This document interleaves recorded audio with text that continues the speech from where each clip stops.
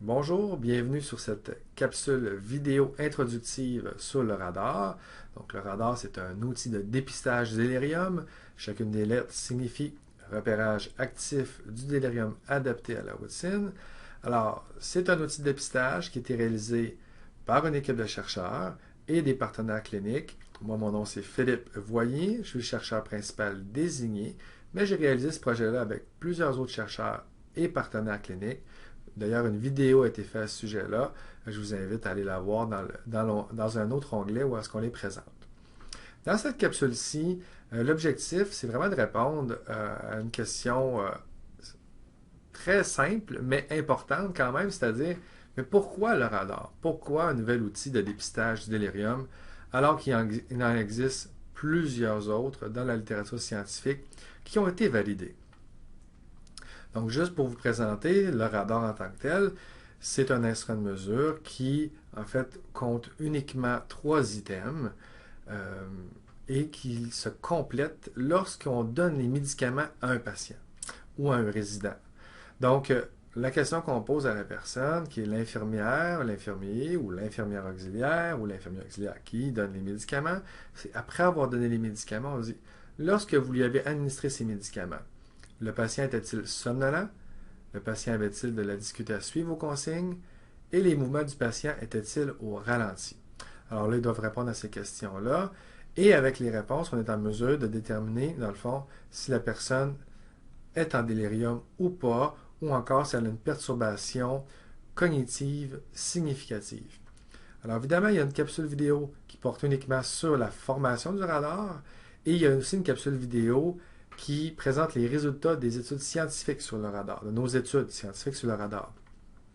Donc ici, mon objectif, c'est pas de présenter, comme je vous le disais, le radar, comment l'utiliser, etc. C'est plutôt de poser la question plus profonde, si on veut.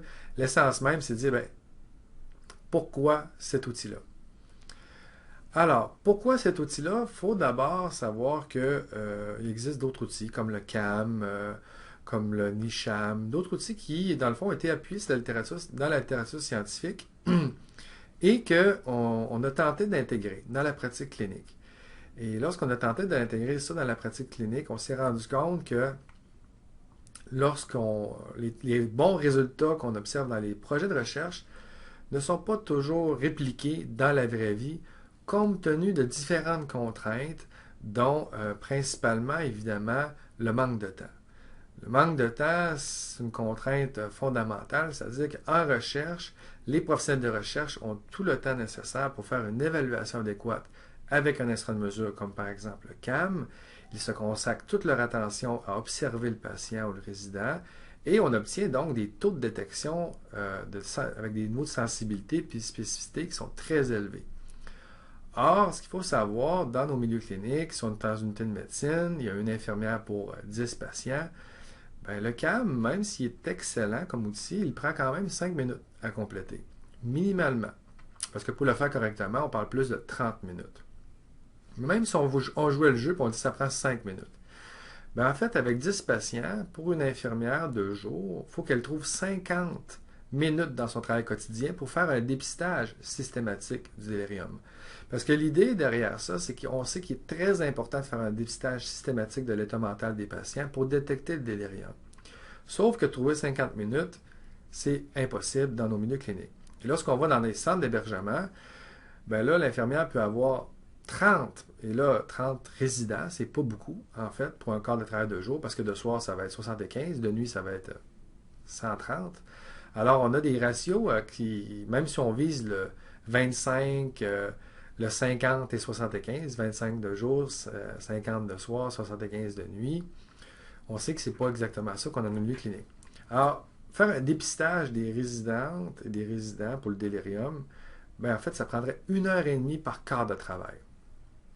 Alors voilà une des premières raisons qui nous indique que malgré la présence de bons outils à utiliser en recherche, quand on arrive dans la vraie vie, c'est pas possible de les utiliser. Deuxième élément avec le manque de temps, c'est que le délirium, ses symptômes fluctuent. Ce qui fait en sorte que non seulement faire un dépistage, c'est long, mais en réalité, il faut faire plusieurs évaluations au cours d'une journée pour augmenter nos chances de vraiment détecter un délirium. Donc encore là, les outils disponibles présentement sont peu applicables à cette réalité clinique-là. Ensuite de ça, on veut que l'outil, notre objectif, soit intégré à la pratique. Ça veut dire quoi intégrer à la pratique? Nous, on se disait, on ne veut pas que l'infirmière ou l'infirmier ou l'infirmière auxiliaire, etc., ait besoin d'un papier ou d'un crayon pour faire le dépistage.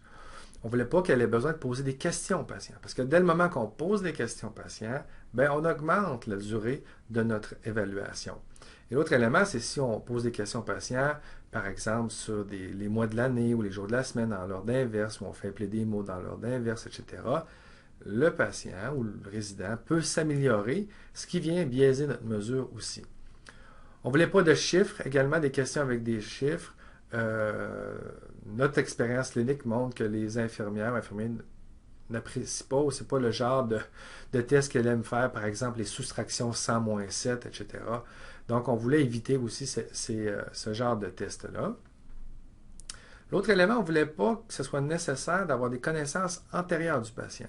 Parce qu'on sait, par exemple, lorsqu'une personne se présente à l'urgence avec des troubles cognitifs, là, on se dit, ah, est-ce que c'était toujours de même s'il regagne des démence? Ou bien s'il s'agit d'un changement abrupt, bien, des fois, il n'y a pas de membres de la famille qui sont disponibles ou ils ne sont pas là lors de l'arrivée à l'urgence.